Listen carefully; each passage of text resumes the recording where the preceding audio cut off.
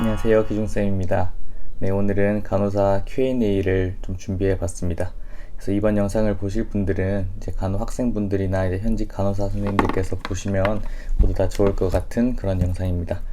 그래서 내용은 이제 간호 학생분들이 이제 어떻게 이제 취업을 준비해 나가시는지, 그리고 좀 궁금하신 내용, 그리고 좀 제 이야기를 담아 보려고 이번 영상을 준비했습니다. 그래서 많은 질문들을 보내주셨어요. 그래서 제가 하나씩 질문 읽어드리고 답변하는 식으로 해서 영상을 한번 진행해 보도록 하겠습니다. 자, 일단은 첫 번째 질문이 왜 분당서울대학교에 취업했어요? 선택한 이유가 또 있으신가요? 라는 질문이었습니다. 우선 우리 병원이 너무 예쁘게 생겼어요. 겉으로 보기에 너무 예쁘게 생겼고 남들이 보기에도 너무 예쁘기 때문에 딱 겉모습이 예쁘면 또 출근하는 맛이 조금은 더 나아지지 않을까라는 좀 생각이 들고요. 전 처음에는 삼성병원이랑 이제 분당서울대 두 가지만 좀 보고 공부를 하고 준비했었던 케이스이기도 합니다. 그리고 제가 취업할 당시에는 저 때는요, 토익 점수가 너무 엄청 높아야지 좀 취업이 되는 그런 병원이었어요. 그래서 이전에 취업하셨던 선배님들 성적을 보면은 막 토익이 870, 900점 이런 점수가 좀 많았었고, 실제로 그런 분들이 취업하셨었던 병원입니다. 이제 그래서 그 말은 이제 스누비아는 영어를 되게 잘하는 사람, 영어를 되게 능수능란하게 하는 사람이라는 인식이 많았었어요. 2013, 14, 15년도 정도까지 많았었고, 저 때는 물론 낮은 점수는 아니지만 어쨌든 그렇게까지 해서 영어를 스트릭하게 보진 않고 한 750 정도로 해가지고 지금은 마지노선으로 끊고 있는 걸로 알고 있습니다. 그래서 분당서울대학교 병원에 취업했던 사람들을 보면은 와, 저 사람은 영어 진짜 잘하겠다, 저 간호사는 영어 진짜 잘하겠다 라는 생각이 좀 자연스럽게 들 정도로 약간 그렇게 입소문이 났었던 그런 병원입니다. 자, 다음 질문은 이제 꼭 서울, 경기 큰 병원으로 취업을 해야 할까요? 라는 질문을 주셨어요. 그래서 제 생각은 집이랑 그래도 가까운 병원, 출퇴근이 가능한 병원을 좀 가야 된다고 우선 생각을 하고 있고, 질문 주셨던 큰 병원을 가야 되나요? 라는 건 이제 지난 영상을 보셨던 분이 있으실지 모르겠지만 스누비한 영상인데, 이제 가능한 갈 수 있는 최고의 병원을 가봐라 라고 말씀을 먼저 드렸거든요. 왜냐면 그런 병원을 가면은 좀 보는 시야도 좀 더 넓어지고 좀 더 관심이 좀 더 생길 수가 있어요. 그래서 이제 뭐 임상에서 계속 있으면서 본인이 더 성장하고 싶거나 아니면 좀 더 배움의 깊이를 더 가지고 싶어 하시는 분들이 간혹 또 있을 수 있으니까, 그런 부분은 큰 병원을 가면 좀 더 생길 수도 있고 좀 볼 수 있는 눈이나 범위가 넓어지니까 갈 수 있다면 좀 더 큰 병원을 가서 몸으로 부딪혀 보시는 것을 추천드립니다. 자, 다음으로는 이제 우리 병원에서 이제 면접에 대한 질문이 좀 많았어요. 그래서 면접에 대한 얘기를 좀 간단히 좀 드리고 넘어갈 건데, 이제 면접에 대해서는 이제 면접 준비를 어떻게 했냐라고 말씀을 주셨어요. 많은 분들이 우리 병원을 좀 찾아보고 검색해 보시면 아시겠지만, 이제 우리 병원이 면접이 이제 두 번이 있어요. 심층 면접이랑 이제 최종 면접으로 해서 이루어지는데, 심층 면접 때 좀 많은 공격을 당했던, 그렇게 2대1로 해서 30분 동안 진행해서 되게 깊이 있게라기보다는 약간 되게 많이 지치게, 이 사람이 되게 힘들게 좀 만드는 그런 질문들이 너무 많았기 때문에, 그래서 드리고 싶은 말씀은 면접 준비나 이제 예상 문제 같은 것들이 분명 이제 인터넷 커뮤니티나 이제 뭐 간호사 커뮤니티에 되게 좀 많이 있는데, 그런 걸 좀 찾아서, 아니면 뭐 졸업한 선배들의 그런 자료들을 좀 찾아서 친구랑 1대1로 또는 2대1로 해서 약간 조금 서로를 공격하고 공격을 받는 식으로 해서 좀 많이 가능한 준비를 해야지 실제 실전 면접에서 좀 당황하지 않고 좀 잘 말을 할 수 있을 것 같아요. 그리고 약간 좀 말을 하는데 항상 좀 일관성 있게 말하는 연습을 많이 하셔야지 좀 좋은 좀 면접을 그래도 좀 잘 해낼 수 있으실 거라고 생각을 하고, 다음으로는 이제 상급 종합병원 준비하면서 이제 면접이나 아니면은 뭐 성적 자소서 같은 거를 좀 간단하게 말씀을 드리고 좀 얘기를 드리고 싶어서 말씀을 좀 드릴게요. 면접 같은 경우에는 일단 우리 병원 같은 경우 기준을 말씀드리면 면접을 두 번을 보게 돼 있어요. 첫 번째 심층 면접, 그 다음에는 최종 면접으로 이루어집니다. 심층 면접은 이제 우리는 2대1로 면접관 두 분과 지원자 한 명으로 해서 2대1로 30분 동안 질문을 받고 답을 하는 형식으로 해서 엄청 힘들었어요. 이게 아마 해보신 분들은 다 기억이 나실 건데, 그만큼 또 힘든 면접이 없었습니다. 2대1로 면접을 했었고, 이제 면접에 대해서 약간 팁을 먼저 좀 드리자면은, 심층 면접을 1차 면접으로 보게 되는데, 이제 그런 질문을 많이 했어요. 리더 경험이 있느냐?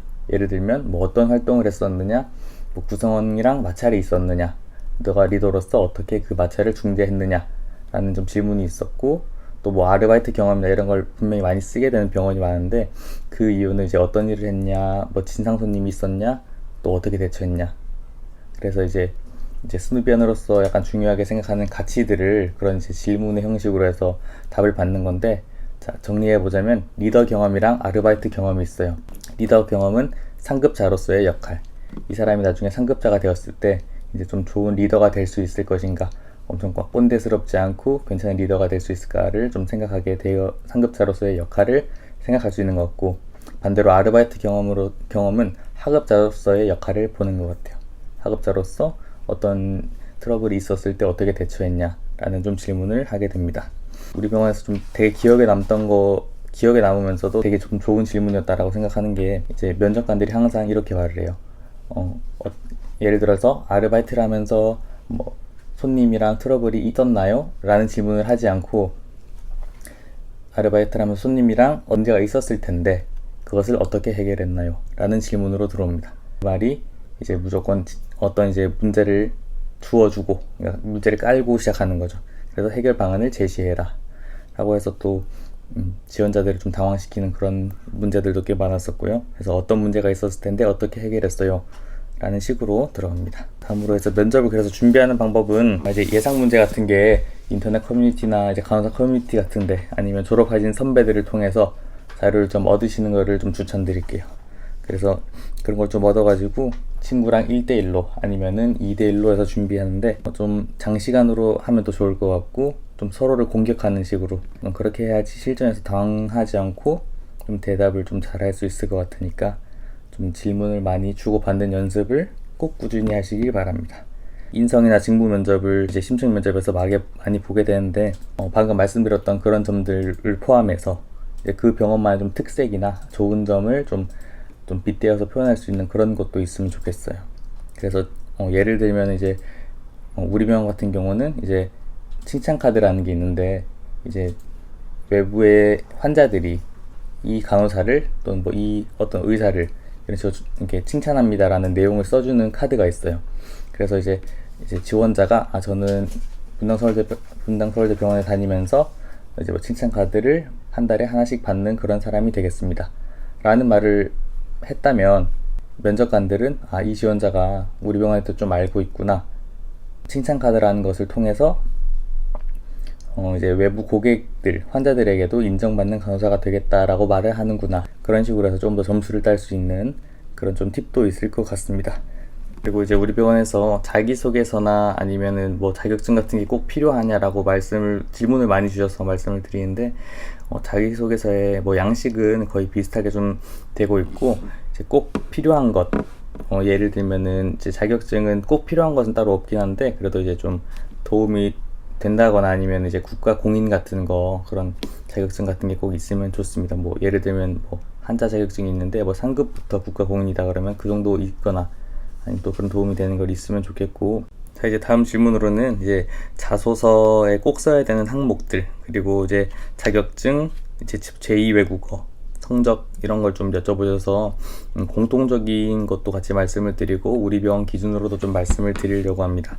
그래서 자소서에서 꼭 필요한 항목이라고 하기보다는, 이제 자소서는 이제 항상 잘 알고 계시겠지만 이제 자기 자랑이 아닌 자랑 같은 것, 그러니까 어쨌든 자기 자랑이 좀 들어가야 되는 게 항상 장점으로 볼 수 있게 해야 되는 게 첫 번째고, 두 번째는 이제 단점인 것을 조금 드러내는 척 하면서 그것도 어떻게 해서 장점이 될 수 있다 또는 장점으로 만들겠다라는 것을 돌려서 말할 수 있는 그런 능력이 꼭 필요하니까, 그래서 이제 자소서를 쓸 때는 여러 번 써서 첨삭도 꼭 받아보시고, 친구들과도 이제 서로 좋은 내용이나 있으면은 팁 같은 걸 좀 공유하셨으면 좋겠습니다. 자격증은 이제 꼭 필요한 건 없지만 이제 뭐라도 자격증이 많으면 많을수록 좋은 거는 같아요. 왜냐면 이게 당장의 실무적인 도움이 안 될지라도 그게 이제 뭐 국가 공인 자격증이라든지 이제 내가 많이 노력을 해서 얻은 그런 이제 결과물이다 라고 볼 수 있기 때문에 그건 또 항상 도움은 되는 것 같고요.